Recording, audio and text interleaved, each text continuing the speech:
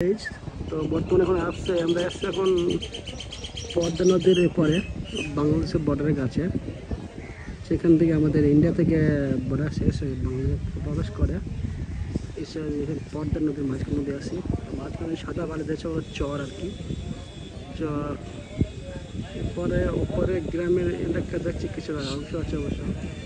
তো এখান থেকে প্রচুর পানির স্রোত হয়। এখানে অনেক নদী মতো পানি বেরিয়ে যাচ্ছে। তো আমি মাত্র এখন এসেছি এখানে বর্ডার এলাকা আর কি। তো বর্ডার এলাকা থেকে দেখছি প্রচুর ট্রাক টাইপের বড় নৌকা ওরা আর কি এখান থেকে যাত্রী বহন করছে।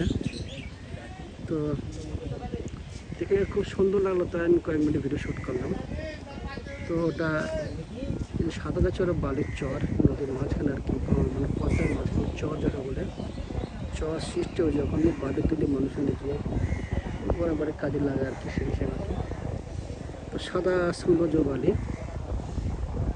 তাহলে তো মনে হচ্ছে এখানে আকাশ ছুঁয়ে আছে, তার মনে হচ্ছে বসে দিয়েছে পদ্মার মাঝখানে। এই হচ্ছে পদ্মার পানি। স্টিমার আছে কি যাচ্ছে স্টিমার মাঝখানে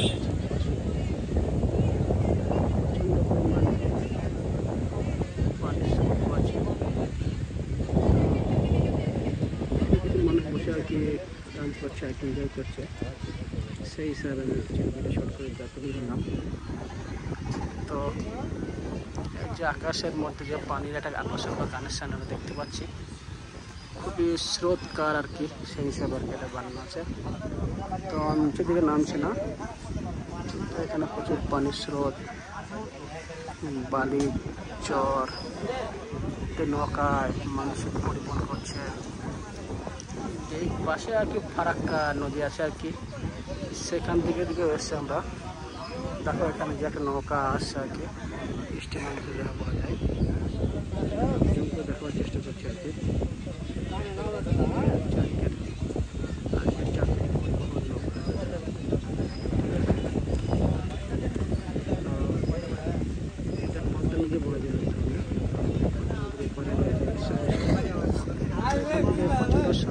পানির মধ্যে প্রাণ দিচ্ছে না, আমি তাহলে জম করে দেখাবার চেষ্টা করছি।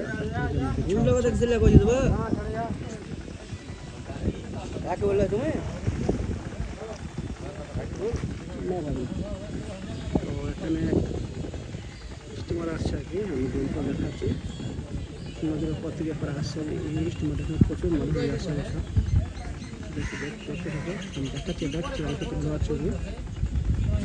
তো এখান থেকে প্রচুর মানুষ যানবাহন আর কি যা করছে আর কি এখানে।